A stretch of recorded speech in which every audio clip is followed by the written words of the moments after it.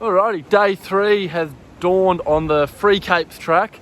We're leaving Bare Knoll Campsite now for the last day out. Now we could, if we were being lazy, pretty much fanging out the old Cape Pillar track and be back at Fortescue Bay in about 2.5 hours.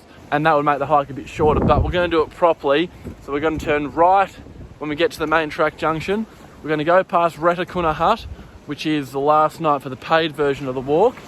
And then we are going to climb Mount Fortescue, come out via Cape Hauy, and it becomes, I think, the shortest day of the 3 at about 15.5 kilometres, but potentially with the most climbing because Mount Fortescue is a bit of a trek up.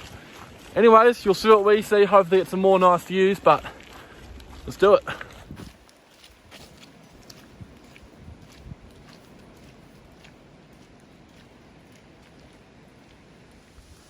Back at the junction now, so that's where we came on the first day. That's the shortcut back to Fortescue Bay. And then Retakuna, 10 minutes away, will be our breakfast stop.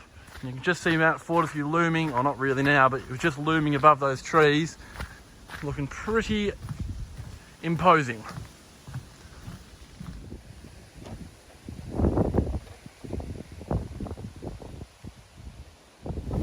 Well, it started pissing down raining, but thankfully we're coming into the Retakuna Hut, the last of the 3 paid huts along the track.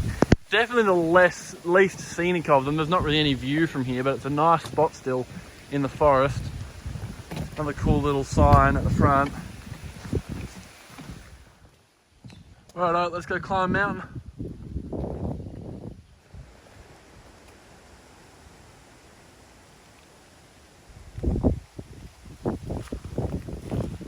Oh, little sweetie.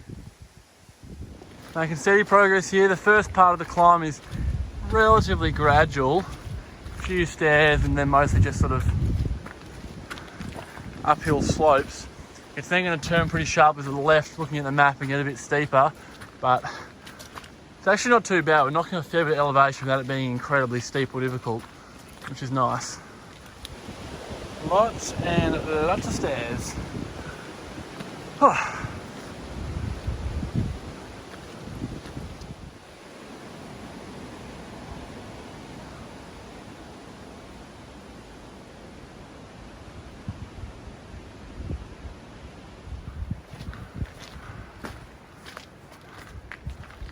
Holy crap, that is a hell of a view. Oh. What do you reckon? I think we slayed that climb. We did actually, we didn't stop. 250 metres straight up, just upstairs the whole time. How long did it take us? Trying to leave the hut. 45 minutes ago, but that included a bit of flat. Taking us, 45 minutes from the hut to get up here, but that's, I think pretty good. We just stick it, find a steady pace and stick to it. I think if you stop, it'd be kind of pretty hard to get started again, I reckon. Just found a pretty slow, steady pace and just kept going, which made it a lot easier. But the view here is spectacular. Get the camera out. I like those stairs because they weren't too high. Yeah. They were like really good for me and my hip. They're well spaced. Yeah. Like I was counting up 1, 2, 3, 4, 5, 6 was the average. Every time it went to 8, I'm like dying, but I'd restart the next one. So that was the high point of the 3 Capes track at Mount Fortescue, 483 metres. And from here, basically, we've got the next few kilometres heading steadily downhill, initially through this rainforest, to get to the turn off to Cape Hauy, which is going to be at 180. So basically 300 metres we descend steadily down. Should be a few nice lookouts because all that track hugs very close to the cliff edge a lot of the way. So yeah, hopefully find some nice views soon. Little detour off the main trail. A nice crevice.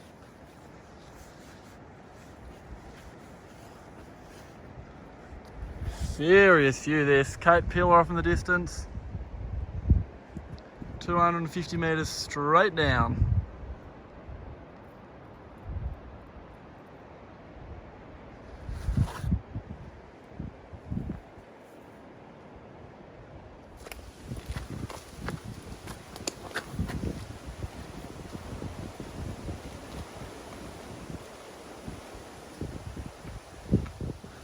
Lily's pointing out an arch, another little lookout we're coming into. Pretty sick view.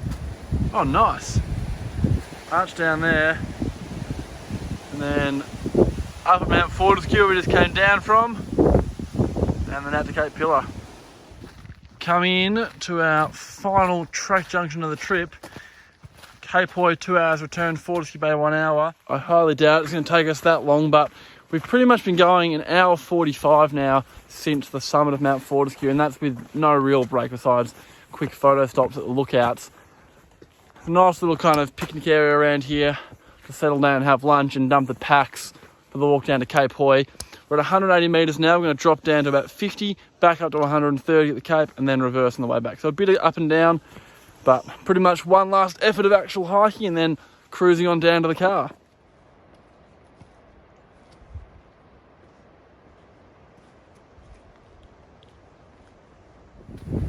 Little side trip to a lookout here. We're at the lowest point we've been now since Denman's Cove on day one, only about 40 metres above the water. In this kind of funky little saddle here. Right up our next little high point, nice view to Cape Pillar. And where we're heading is going to be up top there. Another little dip to go down first. Lily's not very happy with me, no. So close to the end of the hike. But we've got one more little effort. Right, we've made it to Cape Hauy. Lily is not overly impressed with the view. I think it's a pretty cool view. But you've got Cape Pillar out there. Small formations. Slide on past Lily being cranky in the corner. And then we have the totem pole and candlestick, which are pretty famous for rock climbing.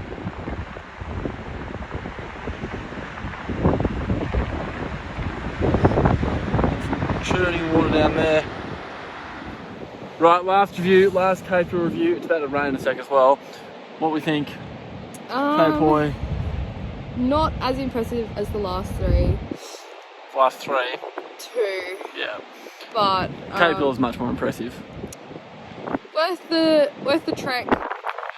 It's more climbing than you kind of think. There's a lot of up and downs towards the end, so there's actually quite a lot of stairs, and a lot of stairs now to go back on, and they're really like uneven stairs as well, which is kind of a pain in the ass. But yeah, But still, we did it. Yeah, We made 3 capes. Done. exactly right. We've got to tick them all off, and it is cool. Some of the formation, it's not as high up. Is the thing, like it's probably half the height of Cape Pillar, so I don't have quite the wow factor. But there's still some pretty cool formations, especially the totem pole and the candlestick, and you can see some like rock climbing hooks as well where people climb, which looks quite scary. But yeah, anyway. And the thing for me is like, you can't get like a good photo with it. Like, you know what I mean? Like, it's hard to get much of it. It's pretty much like detail sort of photos zooming into the water or features. There's not really like a grand shot that you can really get showing. maybe if you're on a boat, but Yeah. other than that, It's better from the boat because you can get right down in between like the islands down here, which is quite cool as a perspective. Yeah, it's like a channel that runs in there, and when it's calm, the Pentecost boat can go through it. Anyways, home stretch now.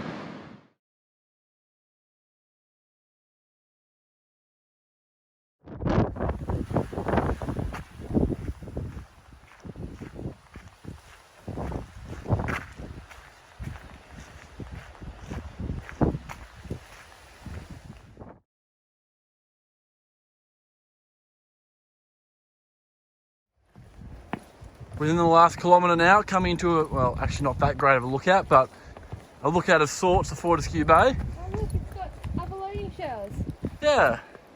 which I have on my necklace. Oh, there you go. Same as the necklace.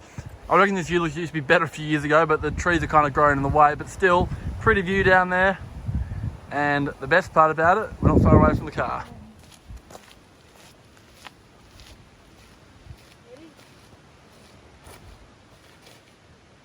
Alrighty, so we made it 50 Ks, 3 days, the free version of the 3 Capes track. Great success. We first overnight hike done for you, Lily. Yeah. What are you feeling? What are your thoughts? Tired, but Yeah. it was definitely worth it. It was. Oh gee, the hat hair going on here. Jesus. It was great fun. Yeah. And much better than paying $600 for one person. Agreed. Best bit? Best part of the 3 days? Highlight? Cape Pillar. Yeah, I agree. Pillar. Pretty cool when you're up on the top of the, what's it called thing? A Cape Pillar. Can't even think of the name, I'll flash it on the screen. Blade. That's the one. But yeah. 50Ks, 3 days. If you haven't seen part 1 and 2, go back and check those out because it also shows you how to go about getting to the start of the track to be able to do the free version. But yeah, if you're an experienced hiker, it's not hard hiking. Like, it's a good trek the whole way, but it's still pretty decent days because you're doing it in a day less than the paid version and you're doing 4Ks more of actual hiking. So anyways, that is it from us. We will see you next time.